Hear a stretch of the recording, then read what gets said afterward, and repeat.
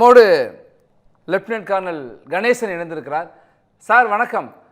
300லேருந்து 400 ட்ரோன்கள் வரைக்கும் இந்தியாவினுடைய பகுதிகளை 36 இடங்களை இலக்கி வைத்து சரமாரியாக தாக்குதல் நடத்த முயற்சிருக்காங்க. அத்தனையுமே நம்ம சுட்டு வீழ்த்தியிருக்கோம், அல்ல எல்லாமே சுக்குநூறு ஆகியிருக்கோம், உதிரி பாகங்கள் கிடைத்திருக்கு. துருக்கியில் தயாரிக்கப்பட்ட ட்ரோன்கள் ஒரு தகவல். இது ஹமாஸ் எப்படி இஸ்ரேல் மேலே சராமரியாக இப்படி ட்ரோன்களை கொண்டு தாக்குதலில் கிட்டத்தட்ட அது போலவே இருக்குது. இந்தியா தடுத்து எல்லாத்தையுமே அழிச்சிருக்கு. துருக்கியோடைய உதவியோடு அவங்க கொடுத்த ட்ரோன்களை பயன்படுத்தியிருக்காங்க. இது இந்த 400 ஹமாஸை தாக்குதலை போலவே இருக்குது, துருக்கியிலேருந்து வந்திருக்கு. இராணுவ ரீதியாக இது குறித்து விரிவாக சொல்லுங்கள் சார். மகேஷ், இப்போ வெளியுறவுத்துறை செக்ரட்டரி ஓட ப்ரெஸ் மீட்டில் அவங்க சொன்னது என்னன்னா, நம்ம இராணுவ பிஆர்ஓஸ் அவங்க 300லேருந்து 400 ட்ரோன்ஸ் யூஸ் பண்ணியிருக்காங்க. இதில் மேக்சிமம் பார்த்தீங்கன்னா எதுலேயுமே எக்ஸ்ப்ளோசிவ்ஸ் இல்லை. அதாவது இது சாதாரண ட்ரோன்ஸ். இது இந்த லாய்டரிங் மியூனிஷன்ஸ் சொல்கிற மாதிரி எக்ஸ்ப்ளோசிவ்ஸோட இது கிடையாது. இதை ஏவிய முழு நோக்கமே நம்மளுடைய ஏர் டிஃபென்ஸ் சிஸ்டமோட லொகேஷன்ஸ் அண்ட் எஃபெக்டிவ்னஸ் தெரிஞ்சுக்கிறதுக்காக. இதில் அதாவது ரொம்ப கேர்ஃபுல்லாக நம்ம என்ன பார்க்கணும் அப்படின்னு பார்த்தீங்கன்னா, நம்ம பிஆர்ஓஸ் நம்ம இராணுவ அதிகாரப்பூர்வ அறிவிப்பில் நம்ம அத்தனை ட்ரோன்ஸையும் சுட்டு வீழ்த்தணும்னு சொல்லலை. இதில் பெரும்பாதி நம்ம சுட்டு வீழ்த்திட்டோம் அப்படிங்கிறது தான். இது ஒன்று. ஒரே ஒரு யுஏவி பட்டிண்டாவோட இராணுவ தளத்தை நோக்கி அம்யூனிஷன் எக்ஸ்ப்ளோசிவ்ஸோட அவங்க ஏவி இருக்காங்க. அந்த ஒன்றை நம்ம வெற்றிகரமாக முறியடிச்சிட்டோம் அப்படிங்கிறது ரெண்டாவது ஒன்று. இதற்கு மேலே அவங்க இந்த நம்மளுடைய வான்வெளியில் ஃப்ளைட்ஸை அதாவது கமர்ஷியல் ஃப்ளைட்ஸை அவங்க யூஸ் பண்ணல. நம்ம ப்ரெஸ் ரிலீஸில் அவங்க சொன்னது என்னன்னா, அவங்க கமர்ஷியல் ஃப்ளைட்ஸு பாகிஸ்தான் ஏர் ஸ்பேஸில் லாகூரை நோக்கி அந்த ஃப்ளைட் பேட்டில், அதாவது நம்மளுடைய ஐபிக்கும் ஐபிக்கு ரொம்ப க்ளோஸாக இருக்கிறத ஷீல்டாக பயன்படுத்தியிருக்காங்க. ஷீல்டுனா இப்போ நீங்கள் பார்த்தீங்கன்னா இந்த ஹமாஸ் தீவிரவாதிகள் ஹாஸ்பிட்டலு, இந்த குழந்தைகளை அந்த ஷீல்டாக பயன்படுத்துறது, அவங்க பின்னாடி ஒழிஞ்சிக்கிறது, அந்த மாதிரி அந்த ஃப்ளைட்ஸ் பறந்த, அந்த கமர்ஷியல் ஃப்ளைட்ஸ் பறந்த நேரம் அதை ஷீல்டாக பயன்படுத்தி நம்ம மேலே இந்த ட்ரோன்ஸ் 300லேருந்து 400 ட்ரோன்ஸை 36 இலக்குகளை நோக்கி அவங்க ஏவி இருக்காங்க. ஆனால் இதில் எத்தனையில் எக்ஸ்ப்ளோசிவ்ஸ் இருந்ததுன்னு கூட ப்ரெஸ் ரிலீஸை சொல்லல. ஆனால் மேக்சிமம் ட்ரோன்ஸில் எக்ஸ்ப்ளோசிவ்ஸ் கிடையாது. இது சாதாரண ட்ரோன்ஸு. இது அவங்களுடைய ப்ராக்டிஸு என்னன்னா, நம்மளுடைய ஏர் டிஃபென்ஸ் வெப்பன் சிஸ்டம் எங்கெங்க இருக்கு, அது எந்த அளவுக்கு எஃபெக்டிவா இருக்குன்னு தெரிஞ்சுக்கிறதுக்காக அவங்க பண்ணியிருக்காங்க அப்படிங்கிறது. ரெண்டாவது, இது எதற்காக பண்ணியிருப்பார்கள் என்றால், இது என்னுடைய அனாலிசிஸ். இதுக்கு அப்புறமா வரப்போற அவங்க கொடுக்க போற ஏர் ரைடு இருக்கு பார்த்தீங்களா, அதற்கு இது ஒரு இன்புட். இந்த இன்டெலிஜென்ஸ் கேதரிங் அவசியங்கிறதுனால இப்ப இந்த தாக்குதலை நம்ம அதாவது முறியடிச்சது. அவன் தாக்குதல் நம்ம மிட் ஏர் இன்டர்செப்ஷன் பண்ணி அவங்க மேக்சிமம் ட்ரோன்ஸை நம்ம அழிச்சிட்டோம். மேக்சிமம் ட்ரோன்ஸ் அதை அண்டர்லைன் பண்ணிக்கணும், எல்லா ட்ரோன்ஸும் கிடையாது. அப்ப இதுக்கு பதிலடி கொடுக்கும் விதமா நம்ம 4 ட்ரோன்ஸ் 4 டார்கெட், 4 ட்ரோன்ஸ்ல 4 டார்கெட்ஸை எய்ம் பண்ணோம். அதுல ஒரே ஒரு டார்கெட், ஒரு ஏர் டிஃபென்ஸ் ரெடாரை நம்மளால தகர்க்க முடிஞ்சது. இது நம்ம அதிகாரப்பூர்வ அறிவிப்புல வந்தது. இது போக அவங்க மிசைல்ஸ் யூஸ் பண்ணதையோ இல்ல அவங்க ஃபைட்டர் ஜெட்ஸ் யூஸ் பண்ணதையோ எதையுமே அதிகாரப்பூர்வமாக இந்திய அரசாங்கம் வெளியிடல. ஏன்னா அது யூஸ் பண்ணல அப்படிங்கிறது தான் உண்மை. இதைத்தான் நான் காலையில் நேத்துல இருந்தே சொல்லிட்டு இருக்கேன். இது மிஸ்இன்ஃபர்மேஷன் யாரோ பண்றாங்க, வேணும்னே பண்றாங்க. இந்த இன்ஃபர்மேஷன் வார்பேருக்கு நம்ம விக்டிம் ஆகக்கூடாது. நம்ம மீடியா, நம்மளுடைய ஊடகங்கள் பொறுப்பா நடந்துக்கிறணும் அப்படிங்கிறத நான் சொல்லிக்கிட்டே இருந்ததுக்கு காரணம் இதுதான். அவங்க அவங்களுடைய இலக்கு வேற, அவங்க பண்ற இது வேற. அதை கரெக்டாக மக்களிடம் எடுத்து சொல்ல வேண்டும்ங்கிறது தான் என்னுடைய இது. இப்போ பாத்தீங்கன்னா கவுண்டர் அட்டாக் அப்படின்னு சொல்லிட்டு நம்ம எதுவும் பண்ணல அப்படின்னு நம்ம நினைச்சிட்டு இருக்கோம். நம்ம 4 டார்கெட்டை எய்ம் பண்ணி அதுல ஒண்ணு வந்து நம்ம சக்சஸ்ஃபுல்லா பண்ணியிருக்கோம்னா நம்மளுடைய 3 ட்ரோன்ஸ் அவங்க சுட்டிருக்காங்கன்னு அர்த்தம். ஒரு ஏர் டிஃபென்ஸ் ரடார் வந்து சக்சஸ்ஃபுல்லா தயாரிக்கப்பட்டிருக்கு நம்மளுடைய தாக்குதல்ல. இப்ப என்ன அப்படிங்கிறத வந்து இன்னொரு அண்டர்லைன் பண்ணி நான் சொல்றேன். வெளியுறவுத்துறையோட செக்ரட்டரி சொல்லும்போது நம்ம கவுண்டர் அட்டாக் பண்ணி முடித்து விட்டோம் அப்படின்னாரு. அப்படின்னா இதுக்கு மேல இந்தியா இன்னொரு கவுண்டர் அட்டாக் பண்ண விரும்பலைங்கிறத அவர் ஏன் இந்த ஸ்டேட்மெண்ட்ல சொல்றாரு அப்படிங்கறது கூர்ந்து நோக்க வேண்டியதா இருக்கு. இதனுடைய இம்ப்ளிகேஷன் அர்த்தம் என்னவா இருக்கும் என்பது வரும் நாட்களில் தெரியும்.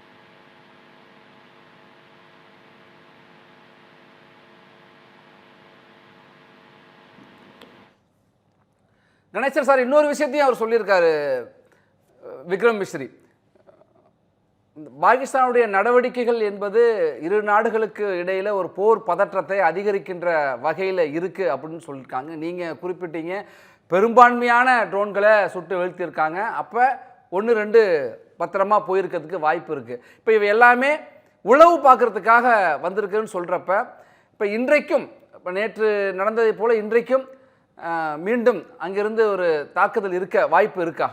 பாகிஸ்தானுடைய அவருடைய சுபாவம் உங்களுக்கு தெரியும்ல, அங்கே இராணுவ அதிகாரியாக களத்தில் நின்ற அதை வைத்து பார்க்கின்ற பொழுது இதெல்லாம் பண்ணிட்டு திரும்ப ஒரு தாக்குதலை அவர்கள் நடத்துவதற்கு வாய்ப்பு இருக்கா? கண்டிப்பாக. அதுதான் வந்து இப்போ வந்து மிஸ்டர் மிஸ்ட்ரி வந்து இன்னைக்கு சொல்றதுக்கோட அர்த்தமே என்னன்னா, அவங்க வந்து இந்த ரிஹர்சல் மாதிரி இதை எதுக்கு பண்ணாங்க, உளவு பார்த்துட்டாங்க. யாரு எங்க எந்த அளவுக்கு வந்து அவங்களுடைய ஏர் டிஃபென்ஸ் சிஸ்டம் இருக்குன்ற உளவு பார்த்ததுக்கு அப்புறம் இப்போ வந்து ஒரு தாக்குதல் நடத்துவதற்கு வாய்ப்புகள் 80-90% வாய்ப்புகள் இருக்கு அப்படிங்கிறத கன்வே பண்றதுதான் இந்த பிரஸ் ரிலீஸ். இன்னொரு விஷயத்தையும் பார்க்க முடியுது சார். அந்த ட்ரோன்களுடைய பாகங்கள் வந்து வச்சு பார்க்குறப்ப அது துருக்கியினுடைய தயாரிப்பு அப்படின்னு சொல்கிறாங்க. துருக்கியை பொறுத்த வரைக்கும் பெருசாக இது ஏற்கனவே பழைய ஒப்பந்தத்தின்படி அவங்களுக்கு கொடுத்ததா இருக்குமா, இல்லை இப்போது தாக்குதல் என்று தொடங்கிவிட்ட பிறகு இப்போ துருக்கியுடைய நிலைப்பாடு என்பது எப்படி சார் இருக்கும்? இல்லை, துருக்கியோட நிலைப்பாடு எப்படி இருக்கும்னு தெரியாது. ஆனால் அந்த ட்ரோன்ஸ் அப்படிங்கிறது வந்து நான் பல தடவை சொல்லிட்டேன், நம்ம சேனல்லையும் சொல்லியிருக்கேன், மற்ற ஊடகங்கள்லையும் சொல்லியிருக்கேன். ட்ரோன்ஸுங்கிறது வந்து அன்மேன்ட் ஏரியல் வெஹிக்கிள்னு சொல்லுவாங்க, ஆளில்லா விமானம். இப்போ வந்து பார்த்தீங்கன்னா நம்ம கல்யாணம் காட்சியில் கூட அந்த ட்ரோனில் கேமரா ஃபிட் பண்ணி யூஸ் பண்ணுவாங்க. இதுதான் ட்ரோன். அந்த ட்ரோனில் வந்து அதை வெப்பனாக யூஸ் பண்ணுறதுக்கு பேர் தான் லாய்டரிங் மியூனிஷன்ஸ். அதில் வந்து எக்ஸ்ப்ளோசிவ்ஸ் லோட் பண்ணி அனுப்புறது. இப்போ வந்து இந்த ட்ரோன்ஸ் வந்து பலவிதமான இதுக்கு வந்து இராணுவத்தில் யூஸ் பண்ணுவாங்க.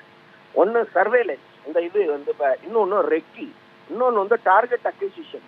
இந்த மாதிரி வந்து அவங்க பண்றது வந்து பிஎஸ்ஏ பிஎஸ்டிஏ அப்படின்னு ஏகப்பட்ட ரோல்ஸ் இருக்கு அந்த ட்ரோன்ஸ். அதில் கேமரா ஃபிட் பண்ணி பண்றது. இப்போ இந்த ட்ரோன்ஸ் அவங்க அனுப்பிச்சு விட்டது வந்து to extract fire from our air defence system. நம்மளுடைய ஏர் டிஃபென்ஸ் சிஸ்டமோட லொகேஷன்ஸை தெரிஞ்சுக்கிறதுக்காக. ஏன்னா அந்த ட்ரோன்ஸ் வரும்போது அதில் வந்து என்ன செஞ்சுருக்காங்கன்னா ஒரு இன்டெலிஜென்ட்டாக கொஞ்சம் எக்ஸ்ப்ளோசிவ்ஸ் வச்சு அனுப்பியிருக்காங்க. ஏன்னா அப்போ தான் வந்து நம்மளுடைய S-400 சிஸ்டம் வந்து அதை சீக் பண்ணும் அப்படிங்கிறதுனால நம்ம வந்து டிசெப்ஷன் அவங்க யூஸ் பண்ணி அந்த எத்தனை மிசைல்ஸ் எத்தனை ground based air defence system activate பண்ண வச்சு அதனுடைய லொக்கேஷன்ஸ் எல்லாத்தையும் அவங்க எடுத்திருக்காங்க. இதற்காக மட்டும்தான் யூஸ் பண்ணியிருக்காங்க. அதை வந்து ஒரே ஒரு ஏரியல் வெஹிக்கிள், அதாவது ஒரே ஒரு காமகாசி டைப் வந்து பட்டிண்டா மேல அவங்க ஏவுனதை வந்து நம்ம முறியடிச்சிருக்கோம். மகேஷ்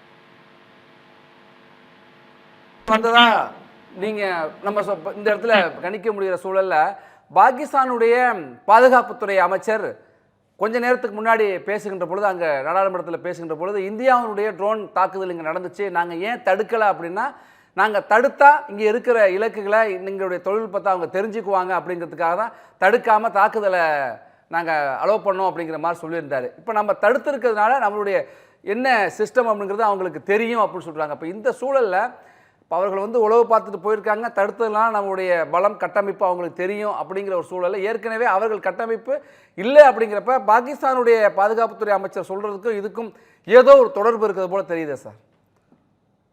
அதுக்கு தொடர்பு இருக்கான்றது தெரியாது. ஆனால் நம்ம அனுப்பின 4 ட்ரோன்ஸ் வந்து காமகாசி டைப் அப்படிங்கிறது கண்டிப்பாக தெரியும். எக்ஸ்ப்ளோசிவ்ஸோட போன லாய்டரிங் மியூனிஷன். அந்த 4ல் 1 வந்து ஒரு ஏர் டிஃபென்ஸ் ரடாரை தகர்த்திருக்கு, மீதி 3 வந்து அதனுடைய இலக்கை போய் அடையலை அப்படிங்கிறது வந்து உண்மை. அப்படின்னா அந்த 3ஐயும் அவங்களுடைய ஏர் டிஃபென்ஸ் சிஸ்டம் என்கேஜ் பண்ணியிருக்குங்கிறது வந்து நமக்கு தெரிஞ்சிருக்கு. இப்போ வந்து அவங்க ஏர் டிஃபென்ஸ் சிஸ்டம் வந்து 4ல் 3 வந்து என்கேஜ் பண்ணியிருக்காங்க. அப்படிங்கும்போது அவர் சொல்றது வந்து பாகிஸ்தானுடைய பிரஸ் மீட்ல வந்து நேத்து காலையில அவங்களுடைய டிஜிஐஎஸ்பிஆர் சொல்றாரு, நம்ம அவங்களுடைய 2 ஜெட்டை வந்து ஃபைட்டர் ஜெட்டை சுட்டு வீழ்த்தணும்னு. ஆனா நம்ம கவர்மெண்ட்ல இருந்தும் சொல்லல, அந்த மாதிரி ஃபைட்டர் ஜெட்டே ஏர்ல வரல அப்படிங்கிறது தான் உண்மை. இது எல்லாம் வந்து ஒரு திசை திருப்பும் நோக்கில் வந்து அவங்களுடைய பிரஸ் மீட்டு இந்த ஸ்டேட்மெண்ட்ஸ் எல்லாமே இருக்கும். அதை நம்ம சீரியஸா எடுத்துக்கூடாது மகேஷ். பகிர்ந்து கொண்டமைக்கு நம்மோடு பாதுகாப்பு வியூக நிபுணர் டாக்டர் SR நிரஞ்சன் இணைந்திருக்கிறார். சார் வணக்கம். அதிகாரப்பூர்வமாக இன்றைக்கு செய்தியாளர் சந்திப்பில் வெளியுறவுத்துறை செயலாளர் மற்றும் இராணுவ அதிகாரிகள் தெரிவிச்சிருக்காங்க, 300லேருந்து 400 ட்ரோன்கள் இந்தியாவை நோக்கி, இந்தியாவுடைய எல்லை பகுதியை நோக்கி வந்தது. அனைத்தையுமே நாங்கள் சுட்டு வீழ்த்தியிருக்கோம், பெரும்பான்மையாக சுட்டு அவற்றை அகற்றியிருக்கிறோம். அப்போ இதில் பெரும்பான்மையான வெடிபொருள் கூட இல்லை, வரல, ஒரு உளவு பார்க்கறதுக்காக வந்திருக்கு. இந்தியாவினுடைய வான் வெளி பாதுகாப்பு கட்டமைப்பை உளவு பார்க்கறதுக்காக தான் பயன்படுத்தப்பட்டிருக்குது அப்படிங்கிறத பார்க்க முடியுது. அப்போ இதுக்கு அப்புறம் தாக்குதல் என்பது இன்னும் வேறு வகையில் வான்வெளி தாக்குதலையோ அல்லது ஒரு மாற்று வழி தாக்குதலையோ தீவிரமாக பாகிஸ்தான் இந்தியா மீது தொடுக்க வாய்ப்பு இருக்கா? சார், இதுதான் நேற்றே நான் உங்களுக்கு பேசும்போது சொன்னேன். அவங்க பல முறை எங்கேயாவது ஒரு கேப் கிடைக்குமான்ட்டு சொல்லி அவங்க சில விஷயங்கள் பண்ணுவாங்க. அதனால்தான் இது மாதிரி ஒரு தாக்குதல்கள் அவங்க ஈடுபடுவாங்க. நம்ம ஏர் டிஃபென்ஸ் சிஸ்டம் எங்க வீக்கா இருக்கு, அங்க வீக்கா இருக்கிற இடத்துல ஏதாவது ஒரு நகரத்தை நாம் தாக்க முடியாதா, ஒரு உயிர் சேதத்தை ஏற்படுத்த முடியாதா என்று அவர்கள் முயற்சிப்பார்கள். அதன் ஒரு நீட்சியா தான் இந்த மாதிரி 300 முதல் 500 தாக்குதல்கள் அவர்கள் நடத்தி கொண்டு இருக்கிறார்கள் என்று நான் உங்களுக்கு நேற்றே சொன்னேன்.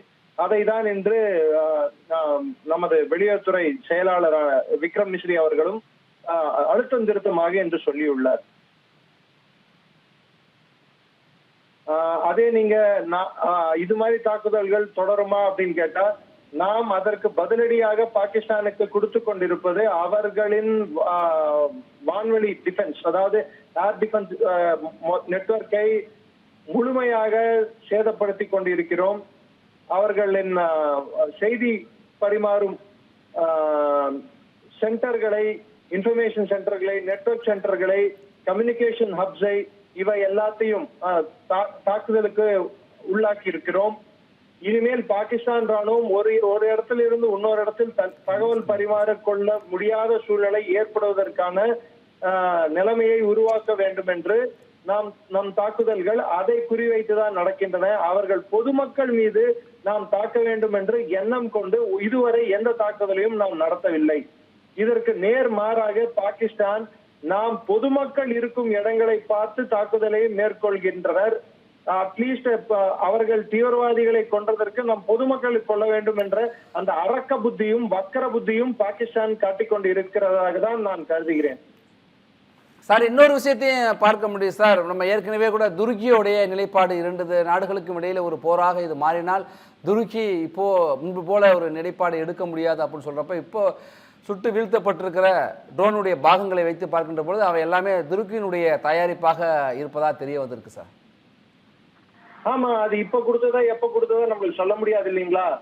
இப்ப வந்து கொடுத்திருப்பாங்களான்ற எனக்கு டவுட். இதற்கு முன்னாடியே கொடுத்திருப்பாங்க. அசீஸ் காட் இது ட்ரோன்ஸ் கொடுத்திருக்காங்க. அவை முழுமையாக கிட்டத்தட்ட அவைகள் எல்லாமே தகர்க்கப்பட்டுள்ளன. 6லிருந்து 7 இடங்களில் ஆர்டிலரி ஷெல்லிங்கள் நடந்துள்ளன. அதற்கு நாம் பதில் தாக்குதல் நடத்திய போது பாகிஸ்தானுக்கு மிகப்பெரிய சேதம் ஏற்பட்டுள்ளது. இதில் பாகிஸ்தான் வெக்கி தலைகுனிய வேண்டிய விஷயம், அவமானத்துக்குரிய விஷயம். இப்பொழுதும் இம்மி அளவும் கவலை இல்லாமல் அவர்கள் பொதுமக்களையே ஒரு கிட்டத்தட்ட ஒரு பகடக்காயாக அவர்கள் உபயோகிக்கின்றனர். அதற்கு உதாரணமாகத்தான் எப்படி பாகிஸ்தானின் A320 விமானம், விமானமானது அது தமானில் இருந்து பாகிஸ்தானுக்கு வந்து கொண்டிருந்த விமானத்தை பகடக்காயாக பயன்படுத்தி அதை விமான தளத்திலேயே வைத்துக் கொண்டு நம் பகுதிகள் மீது தாக்குதல் மேற்கொண்டனர். நாம் திருப்பி அடித்தால் அவர்களின் விமானத்தின் மீது பட வேண்டும், அங்கு உயிர் சேதம் நடக்க வேண்டும். இதனால் பிரச்சனை உலகமயமாக வேண்டும், இது உலக பிரச்சனையாக மாற வேண்டும் என்று துடிப்பில் எப்படியாவது பாகிஸ்தான் இந்தியாவை வந்து ஒரு தப்பான நாடாகவும், நாம் செய்வது அத்துமீறி செய்யும் செயலாகவும், அவர்கள் செய்த தப்புக்கு நாமும் தப்பு செய்து விட்டோம் என்று இருவரையும் ஒரே சமநிலையில் எடுத்து வர பல முயற்சிகள் எடுத்துக்கொண்டிருக்கிறார்கள். சார், அதே போல செய்தியாளர் சந்திப்புல இன்னொரு விஷயத்தையும் சுட்டி காட்டினாங்க வெளியுறவுத்துறை செயலாளர். என்னன்னா, இந்தியா பயங்கரவாதத்திற்கு எதிராக எடுக்கின்ற நடவடிக்கைகளுக்கு அமெரிக்கா முழு ஒத்துழைப்பு கொடுப்பதாக தெரிவித்திருக்கா அப்படின்னு. இப்போ இந்த மீண்டும் ஒரு அழுத்தமாக சொல்கிறப்ப அமெரிக்காவுடைய நிலைப்பாடை சர்வதேச சமூகத்துக்கு சொல்கிறதும் ஒன்று, பாகிஸ்தானுக்கும் அது வெளிப்படுத்துறது ஒன்று. இன்றைக்கு சர்வதேச அளவில் தனிமைப்படுத்தப்பட்டிருக்கிற பாகிஸ்தானுக்கு இது நேரடியாக விடுக்கப்படுகிற ஒரு செய்தியாகவும் எடுத்துக்கலாமா சார்? சார், நேற்று நைட் நீங்களும் நானும் கவர் பண்ணும்போது அமெரிக்கா செக்ரட்டரி ஆஃப் ஸ்டேட் ஒரு செய்தி கூறி இருந்தார். நீங்களும் பார்த்தேன், நானும் பார்த்தேன். நமது ஃபாரின், அதாவது வெளியுறவுத்துறை அமைச்சர் திரு ஜெய்சங்கர் அவர்களிடம் அவர் பேசியிருக்கார் என்றும், பாகிஸ்தானின் வெளியுறவுத்துறை அமைச்சரிடமும் அவர் பேசி இருக்கிறார் என்றும், இந்த பஹல்காம் அட்டாக்கில் சம்பந்தப்பட்ட தீவிரவாதிகள் அவர்களை தண்டிக்க வேண்டும், இல்லாவிட்டால் அவர்கள் செய்வதற்கு ஒன்றுமில்லை என்று கிட்டத்தட்ட கைகழுவிய நிலைதான் அமெரிக்கா எடுத்துள்ளது என்றும் நான் நேற்றே உங்களுக்கு தெரிவித்தேன். அதைத் தொடர்ந்து இன்று காலை ஜேடி வேன்ஸ் இதில் நாங்கள் தலையிட விரும்பவில்லை, இது எங்கள் பிரச்சனை இல்லை அப்படி என்று கைகழுவி விட்டார்.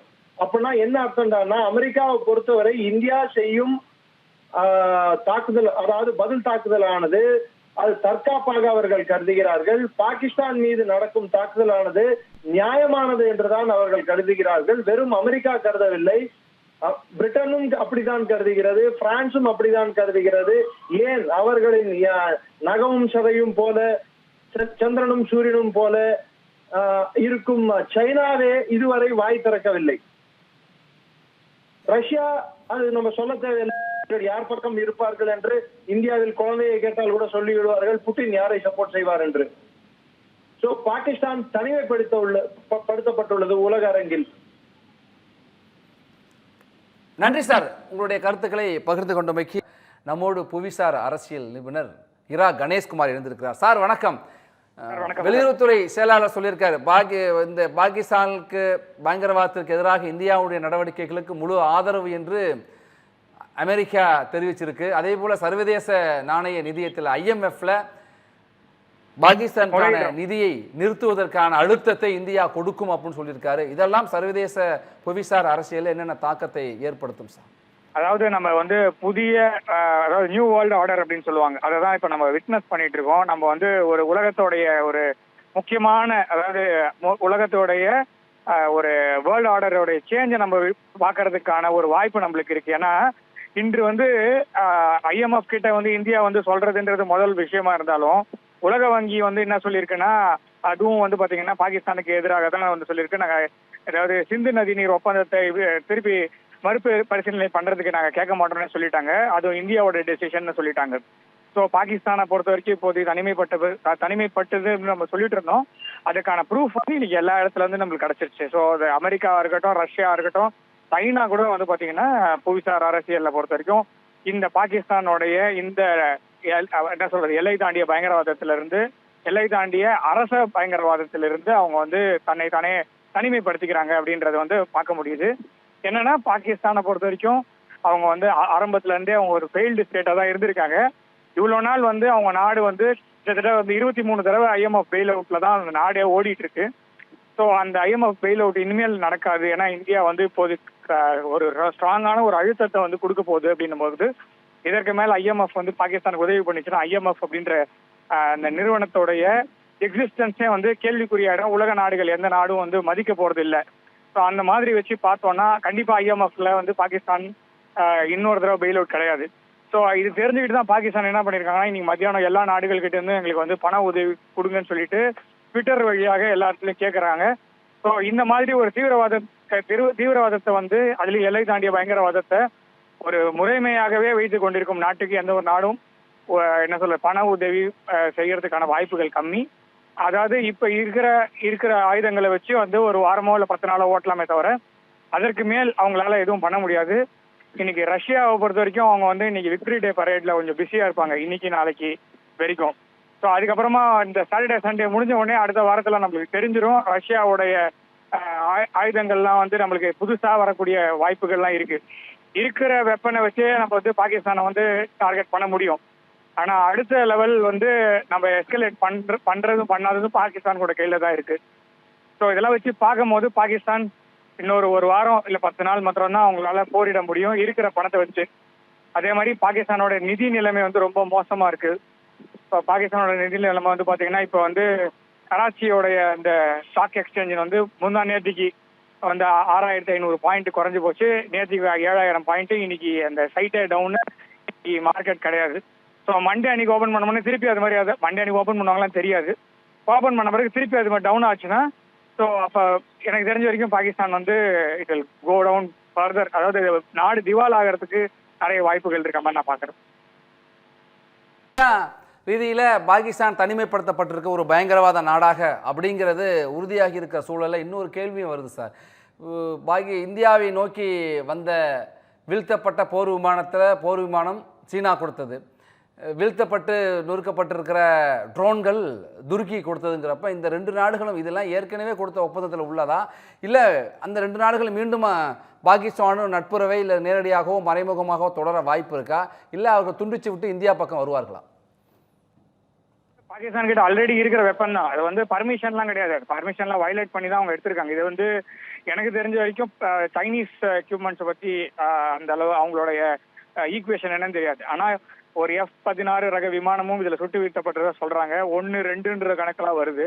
ஏற்கனவே ஒரு தடவை இந்த மாதிரி டாக் ஃபைட்ல வந்து F-16 ரக விமானத்தை வந்து பாகிஸ்தான் வந்து பலி கொடுத்திருக்கு. அபிநந்தன் வர்தமான் அவருடைய அந்த MiG-21 பைசன் போது அப்பவே பாகிஸ்தானுக்கு வந்து கடும் கண்டனங்களும் வந்து இன்டைரக்டா வந்து அமெரிக்கா வந்து வச்சுது. F-16 ரக விமானம் வந்து அது வந்து அமெரிக்கா வந்து பாகிஸ்தானுக்கு கொடுத்தது எல்லை தாண்டிய பயங்கரவாதத்தை செய்வதற்காகவோ இல்லை இந்தியாவுக்கு எதிராகவோ பிரயோகம் பண்றதுக்கு இல்லை. அவங்க வந்து வார் ஆன் டெரர், அதாவது தீவிரவாத இயக்கத்துக்கு எதிராக செயல்படுறதுக்காக அந்த அந்த விமானத்தை அமெரிக்கா வந்து பாகிஸ்தானுக்கு வழங்கி இருந்தது.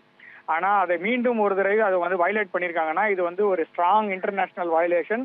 இதை வந்து கண்டிப்பா வந்து அமெரிக்காவோ மேற்கத்திய நாடுகளோ சும்மா இருக்க மாட்டாங்க. ஏன்னா அமெரிக்காவை பொறுத்த வரைக்கும் ஆயுதங்கள் விற்பது தான் அவங்களுடைய one of the main industry in America. So அதுலேயும் வந்து இந்த F-16 வந்து பார்த்தீங்கன்னா ஒரு one of the important military logistics அது வந்து ஸ்கோர் பண்ணுறதுக்கான ஒரு விஷயம். அதை வந்து என்ன சொல்றதுன்னா அதை அடிக்கவே முடியாது, இல்லை அழிக்கவே முடியாதுன்ற மாதிரி விமானத்தை 2 முறை 3 முறை வந்து பாகிஸ்தான் வந்து அதை சரியாக உபயோகப்படுத்தாமல் அதை வந்து காலி பண்ணியிருக்கு. அப்படின்னா அமெரிக்கா வந்து சும்மா இருக்காது. அமெரிக்காவுடைய ஃபேஸ் வேல்யூன்னு இருக்கு, அமெரிக்கன் எக்யூப்மெண்ட்ஸோட ஃபேஸ் வேல்யூன்னு இருக்கு. இதெல்லாம் காப்பாற்றிக்கிறதுக்காக அமெரிக்கா வந்து கண்டிப்பாக ஏதாவது நடவடிக்கை எடுப்பாங்கன்னு நான் பார்க்குறேன். அதே மாதிரி அதாவது சைனாவை பொறுத்த வரைக்கும் அது தெரிஞ்சது தான். அதாவது அவங்களுடைய வெப்பன்லாம் வந்து சொல்றதெல்லாம் நான் பெருசா இருக்கும். அதுவும் இல்லாமல் சைனாவை பொறுத்த வரைக்கும் அவங்களுக்கு ரொம்ப இம்பார்ட்டண்ட்டான ஒரு விஷயத்தெல்லாம் அவங்க வச்சுப்பாங்க.